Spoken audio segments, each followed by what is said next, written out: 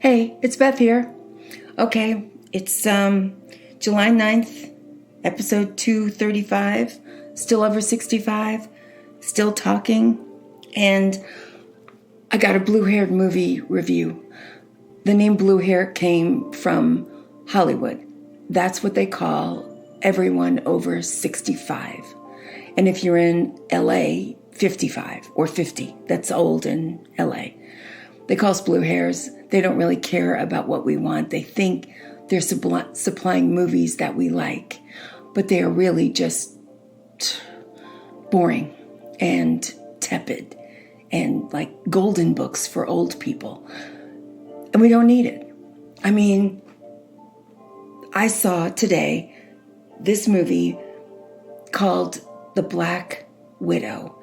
Scarlett Johansson was the executive producer. This is important. It was the first time a female Marvel comic book hero was allowed to produce. When you executive produce, you got your hands on the money, and you really get to keep the script going in a certain direction. This Marvel comic book made sense to me. I mean, the storyline, it was a girl's story. It was so good. The plot just, I mean, I could understand how a woman would do the things she did. Women all over the world their minds were being controlled. And honestly, people are trying to do that right now, trying to, get sections of your brain to work so you will become completely subjugated by someone else. That was the premise of the movie. So she finds her sister, and oh my gosh, Florence Pugh and she are adorable together.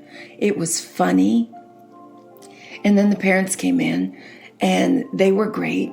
And it was a Russian thing, and it was fake parents and children, and they just put them together. But the dynamics were great. I would say as always with Marvel, the bad guy wasn't bad enough, and we really didn't understand his story enough. And that's just something they always do, and they think they can override it with all these special effects.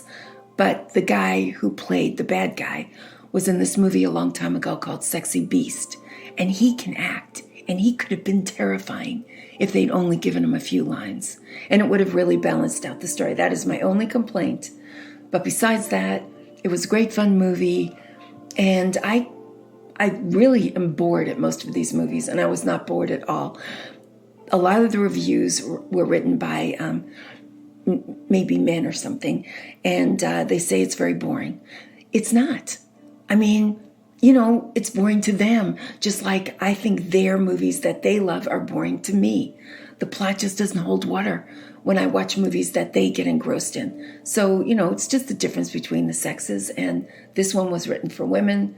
It was great. I saw this little girl in the bathroom afterwards, and we had a little conversation. She was 6.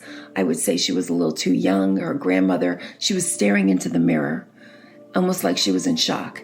And the grandmother had taken her to the movie, and we were talking, and she said, yeah, I think it was a little too much. I would say 8 or 9. And you can rent it and watch it at home, and maybe if you're watching it at home and it's too much for your little kid, you can take him out of the room because you're at home. But I would say that it was a bit much for a 6-year-old.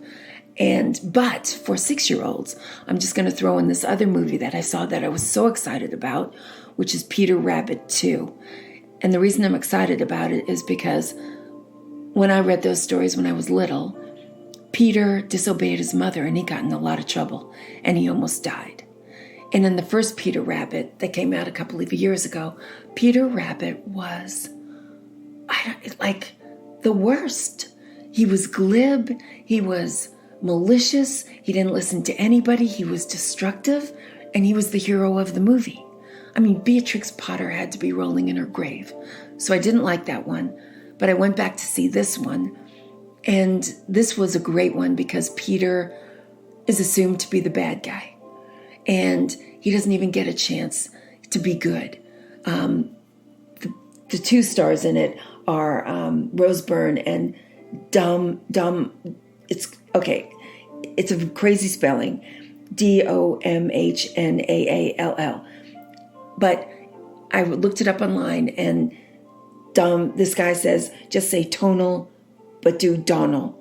And they put in the guy who is actually this actor, Gleason, Donald Gleason, said we threw in the M just to confuse Americans. He is the son of Brendan Gleeson, who's a great actor. The acting's great. The story is great because Peter has to face that all the trouble he's gotten in, there's a price to pay for it. And he is never in with everyone else. He's always set aside and always the one who's been bad, which is a lesson kids need to learn. And the story, the way they handled it, he didn't just say, oh, I'm good now, and everybody changes their mind. It's just, I think it was a real great movie for a little kid to see because he had to work very hard to change their opinions and to prove to himself, mostly, that he was good. So that was a good one for little tiny kids. 6-year-olds want to go to the movies too. So I would say that, Scarlett Johansson did a great job. Plus, what I really liked about her is she's basically the boss on this movie set. And she allows Florence and every other actor to shine in the movie, which most of the time when the big star is executive producing, it's a vanity film, a vanity shoot. His good angles, every scene is the camera's on him, he's backlit. She never did that. She always backlit everyone else and the camera was always on everyone else, which is really generous. So my hat's off to her. It was a fun movie. I'm giving it 5 stars for, 5 trolls, and that's my thing. I wanted a blue-haired troll when I was little, and I had an orange one. So it all just makes perfect sense to me. 5 trolls for both movies, and go see them, especially since this one, Hollywood is really looking at the box office on this one to see if a woman can bring the money in.